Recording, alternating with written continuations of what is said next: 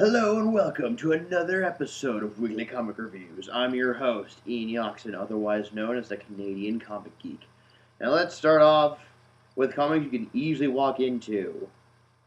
Well, it's actually been a bad week because there were a lot of comics that are continuing where other comics left off, but only very few you can just walk in with having no clue.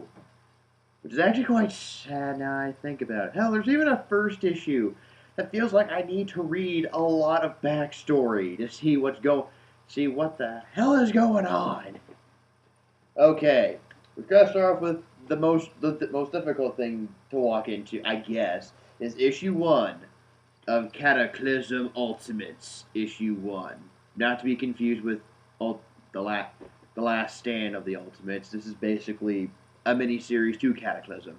And by the way, this cover looks amazing. Nick Fury, like with the ground littered by bullets, mostly because he's using like Galactus target prints as targets. I just love this cover. Although the story does not focus on the Ultimates whatsoever. Not at all. It's kind of sad, really. Like, it's their book, yet they're not in it.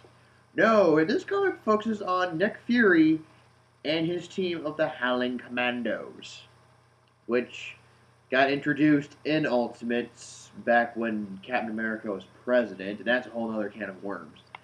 Basically, it's connected to Cataclysm, where a few issues like The Hunger and Cataclysm issue 0.1 kind of, you have to read those just to get the idea what the heck's going on, although it raises a few other questions, and you have to read comics that are even further back, like, just to get the idea of a few characters.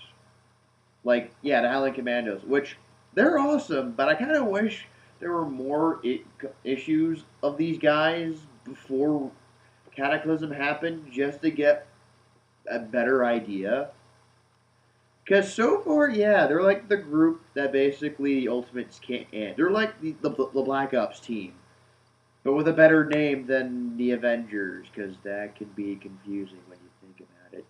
Anyway, here besides the Howling Commandos, they're trying to save 6 countries where all of them have been converted into mindless robotic drones of Galactus. The ultimate version. So basically they're being roboticized by some weird cult that's devoted to Galactus. Which is even weirder because the high priest, like the Pope of Galactus, is MODOK. Yeah, that's your head scratcher. So it's MODOK and AIM who run a crazy cult of converting people into a swarm of deadly robots for Galactus, you can say Galactus anyway, and they meet the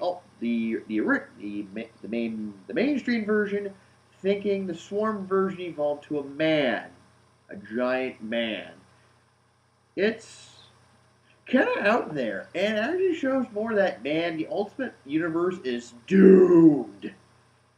I am losing so much hope that they're gonna survive this. If they do, I'm going to be friggin' amazed how they build up from that, if ever.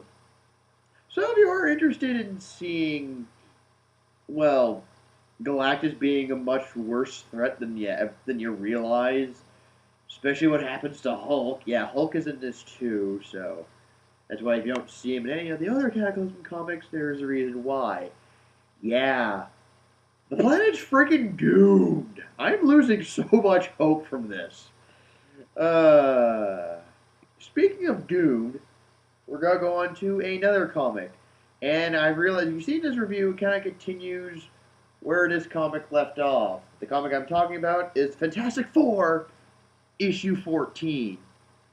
And from the cover, you'd think, from reading issue 1, if you've been following the series, you see the Fantastic Four with their children going through another cosmic storm. After reading this comic, I'm disappointed because there really isn't much focus on that. They just like, oh no, Doc. Like basically, it picks up where 13 left off. If you've seen my last review, which makes issue 13 makes much more sense now after reading this. Where basically, future version Johnny Storm is now a future version. Well, he's not. He's not the Fantastic Four's Johnny Storm, but a Johnny Storm from an alternate universe, who's also from the future. Yeah, things got a lot confusing. Just right off the bat, right there. And this is technically part 2. You could easily walk into this, because with an open mind, mind you, of utter wackiness, like, basically the Fantastic Four, like, they're basically dying, like, cause from their powers, which apparently caused from the dimension future Johnny's from. You know what? I'm not gonna call him Future Johnny anymore. I'm gonna call him Doom Johnny, because the dimension's known as the Doom Dimension, which explains why. Because well, Doctor Doom is in charge with his allies Kang and Annihilus. Which here, yeah, he's pretty badass. Of course, for a long time, like for the fans who started reading this back when it was relaunched last December.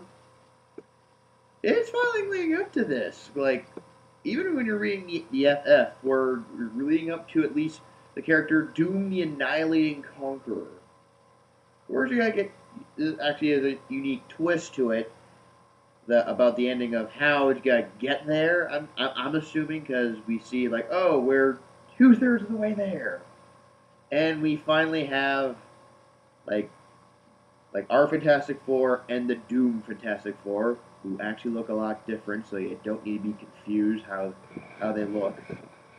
Like, no, sorry, that sounded weird. So you don't need to be confused. It's like, oh, they look the same. How can I tell them apart? Well, it's very easy.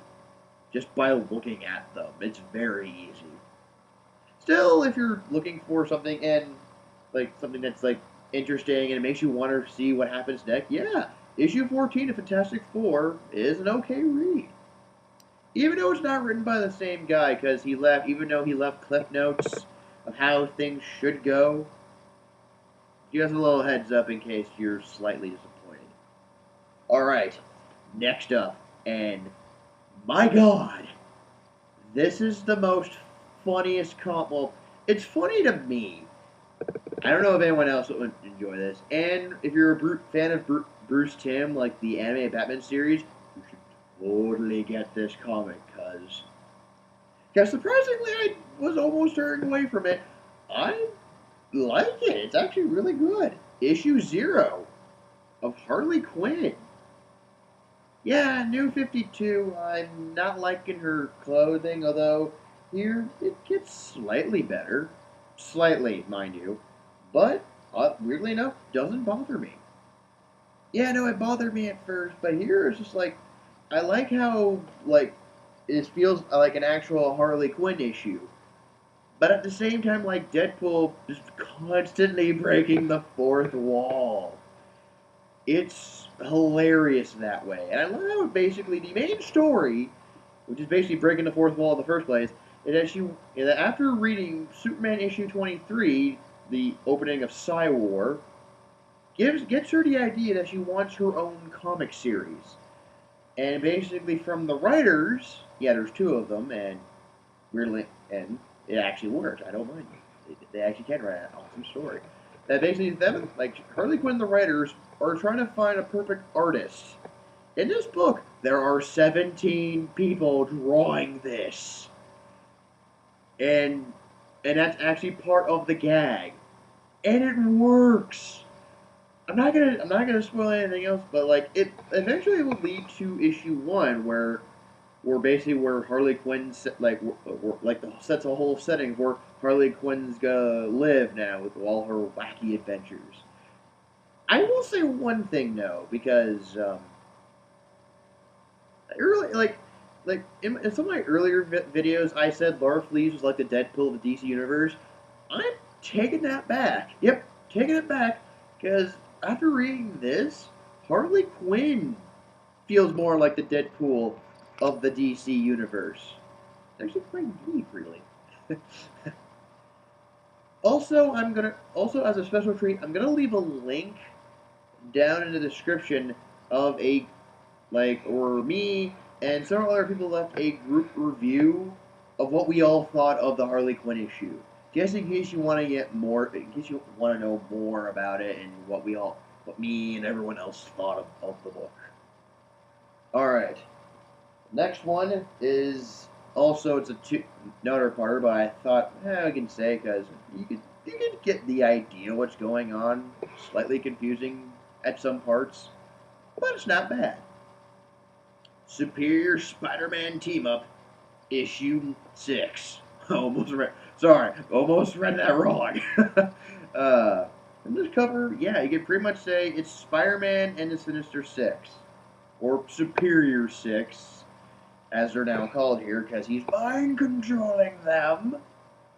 Yeah, Spider-Man, who's really Doc Ock, that's the best way to be a superhero. Mind-control your teammates.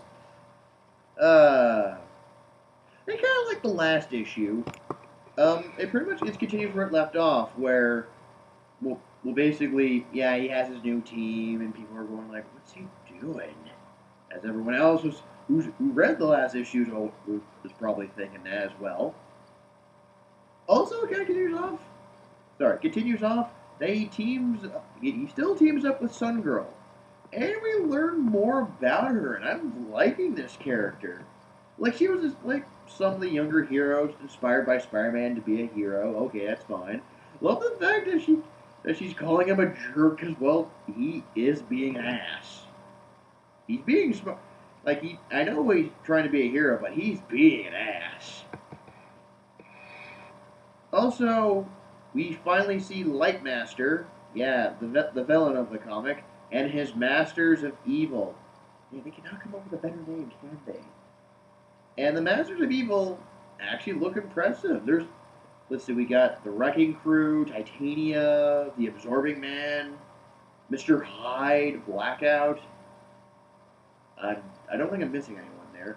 But yeah, that's actually a probably well-established team. And they actually know how teamwork works better than the Superior Six. Well, they're mind controlled, so yeah, I guess that could be a problem. And I love the connection between Lightmaster and Sun Girl, which I love. I had myself a little laugh how they explained, going like, wait a minute, aren't you? It's like, wow, almost crossed the line there, Marvel writer, almost crossed the line. But I approve. This is a fun read, and it makes me want to see what happens next after reading the ending, and basically, yeah, as predicted, this is gonna blow up in Spider-Man's face, literally. You'll probably get what my meaning once you read it.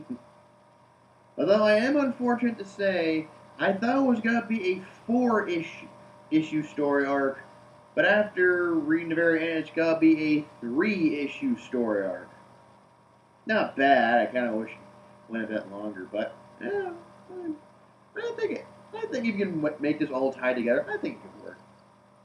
And now, last but not least, and I find this hilarious in a 60s Silver Age kind of way, because it's ridiculously goofy. And that would be Scooby-Doo Team-Up issue number... Yeah. I apparently don't have that. But I will do a review soon. Very soon. I just need to call someone.